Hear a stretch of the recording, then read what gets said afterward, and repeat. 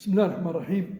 أحبتي الناس الطيبين في المغرب الحبيب، وفي الجزائر الشقيقة خوا مكان دواء، وفي الوطن العربي والإسلامي السلام عليكم ورحمة الله تعالى وبركاته.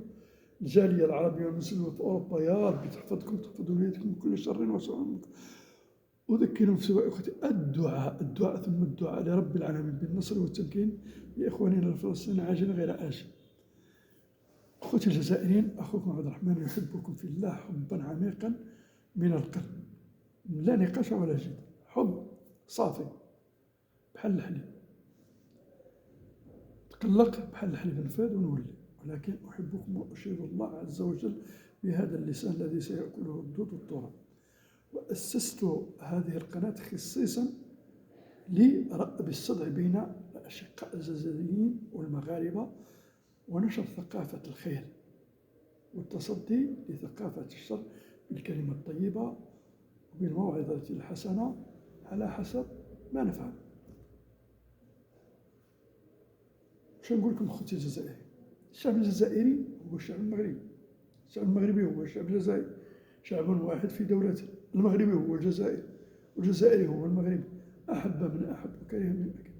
والله الذي لا معبود سواه لن تفرقنا لا الرياضة ولا السياسة ولا المخلودين ولا الحاقدين، كانوا مغاربة أو جزائريين. وإحنا نقول الله يديم إلى أن يرث الله الأرض ومن عليها. وسنبقى يا مغاربة ويا جزائريين إخوة غصبا عن الجميع ورغم كيد الكائدين وحقد الحاقدين. احنا مغاربة وجزائريين خوت، عندنا دين عظيم يأمرنا بالتوحد والتوحيد والاتحاد والتضامن والتآصل. كفى الله المؤمنين شر القتال. التفرقة شر يأتي بأشرار وشرور نحن في غنى عنها. الخلاف معليش، اختلاف معليش رحمة، لكن ما يقول لك الكش تجيب السباغ والدباغ،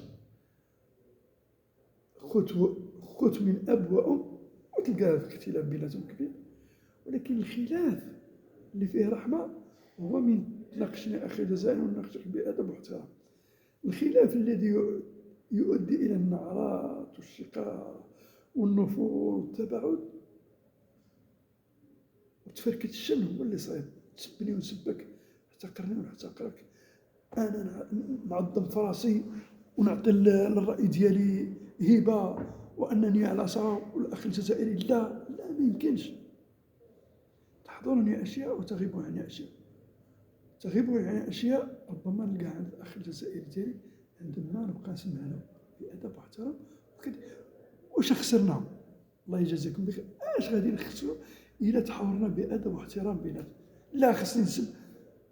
وهادو أصحاب قنوات التواصل الاجتماعي في المغرب، الله يهدينا ويهديكم، اتقوا الله، اعلموا كلمة لنفسي أننا مغادرون. غادي يتدلى في القبيرة حبيبي وتردم في التراب، وسأكون مسؤول على كل كلمة نقولها. فإياك أن تعمل وإياك أن نقول الكلمة لإرضاء الخواطر ديالنا، والله نفشوا الغليل ديالنا. كنا مغاربة مسؤولين أمام الله، ما ننساوش هذا الشيء. الخير راه غير خير، ومن دير الخير أخي المغربي والجزائر الله سبحانه وتعالى يجزيك خير على خير. أما من نمشيو لطريق الشر، الحقد والشر والسيئات، إلى أين؟ حتى نمشي عند الله سبحانه وتعالى وربي غاضب علينا. راه كلمة تاع خير تقولها قد تكون سببا في دخولك إلى الجنة. ما تقولش راني ندير واحد الحاجة كبيرة، ديرها طاعة لله ومخلص، وتقول غادي راه حاجة بسيطة فونتية كما نقولوا، وتقول ما فيها والو، عند الله عظيمة، تكون سبب في دخولك، وربي يعطيك الحسنات من السماح طلعت بها بسببها، دير خير كبير بالنسبة لك. ولكن عند الله هذه حكمة لا يعلمها إلا الباري جل وعلا.